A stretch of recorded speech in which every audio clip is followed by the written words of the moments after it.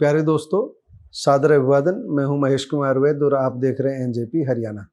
दोस्तों, भारत व पाकिस्तान के बीच चल रहे वार पलटवार के बीच आपके पास सूचनाओं की भरमार है।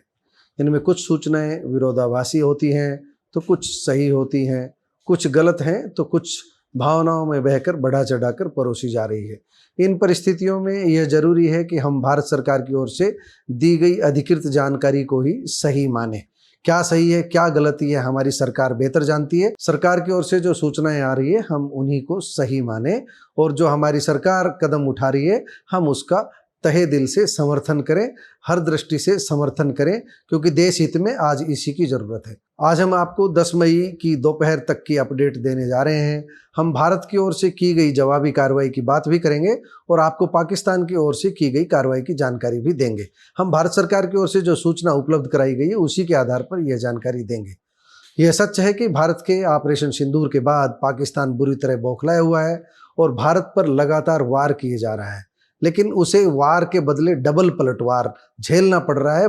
बल्कि हम ये कह सकते हैं 3 गुना प्रहार झेलना पड़ रहा है।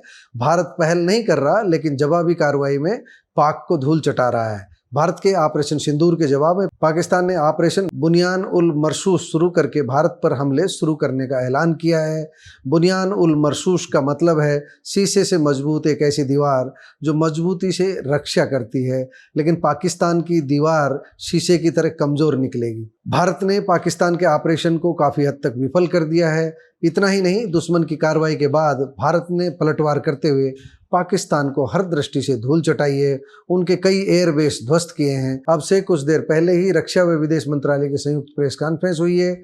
इस प्रेस कॉन्फ्रेंस में हमेशा की तरह विदेश सचिव विक्रम मिस्री, कर्नल सोफिया कुरैशी और विंग कमांडर व्योमिका सिंह शामिल हुई। भारत सरकार की ओर से अधिकृत इन अधिकारियों ने सीधे कहा है कि पाकिस्तान लगातार भारत पर मिसाइल अटैक कर रहा है।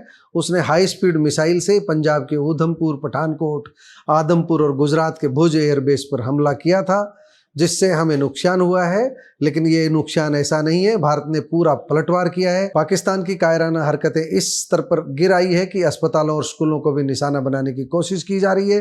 लेकिन भारत ने इन हमलों को न केवल नाकाम किया है, बल्कि पाकिस्तान की ओर से किए जा रहे हमलों का जवाबी पूरी मुस्तैदी के साथ जवाब दिया है। पाकिस्तान के झूठ का भी पर्दाफाश किया है। कर्नल सोफिया ने कहा कि भारत की ब्रह्मोस फैसिलिटी को तबाह करने का पाकिस्तान का दावा गलत है। हमारा S-400 सिस्टम भी, डिफेंस सिस्टम भी पूरी तरह सुरक्षित है। पाकिस्तान इसे ध्वस्त करने को लेकर झूठ फैला रहा है। हकीकत यह है कि पाकिस्तान ने नियंत्रण रेखा पर ड्रोन व भारी कैलिबर हथियारों से गोलाबारी की है। अंतर्राष्ट्रीय सीमा और LOC पर श्रीनगर से लेकर दूसरे शहरों तक गोलाबारी की गई है। उन्होंने सबूतों के साथ अपनी बात रखी। विदेश सचिव मिस्री ने उनकी बात को आगे बढ़ाया और उन्होंने कहा कि अब पाकिस्तान के झूठे दावे साफ हो चुके हैं। पाकिस्तानी सरकारी एजेंसियां हमले और तबाही का जो दावा कर रही हैं वह सब झूठ है। विदेश सचिव ने कहा कि पाकिस्तान लगातार नागरिकों और इमारतों को निशाना बना रहा है।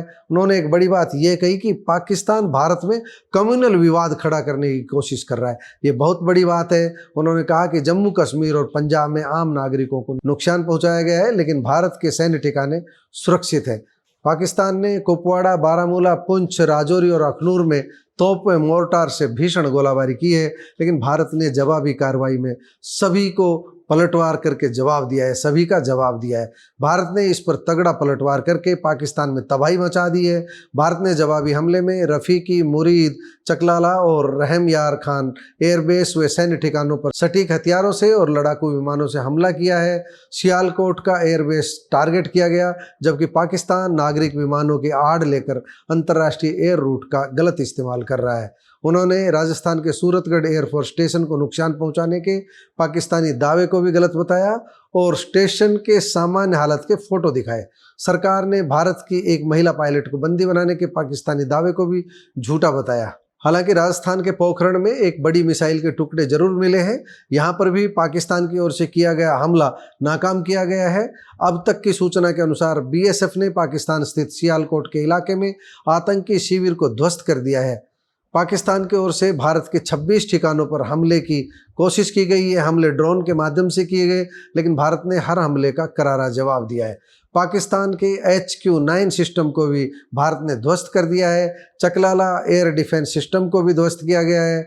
भारत ने पाकिस्तान के कुल 8 ठिकानों को तबाह कर दिया है। इस्लामाबाद के पास रहीम यार एयरबेस को भी ध्वस्त कर दिया गया है। लेकिन हम एक बार फिर ये कह रहे हैं कि युद्ध किसी समस्या का समाधान नहीं है, लेकिन जब पड़ोसी कायराना हरकतों पर उतर आए तो उसको उसी की भाषा में जवाब देना जरूरी है। भारत यही कर रहा है। हम सबको भारत सरकार के साथ मजबूती से खड़ा होना है, क्योंकि यही समय की मांग है। अब न पक्ष की बात, न विपक्ष की बात, न मोदी की बात, न राहुल की बात, अब सिर्फ देश की बात। नमस्कार, धन्यवाद।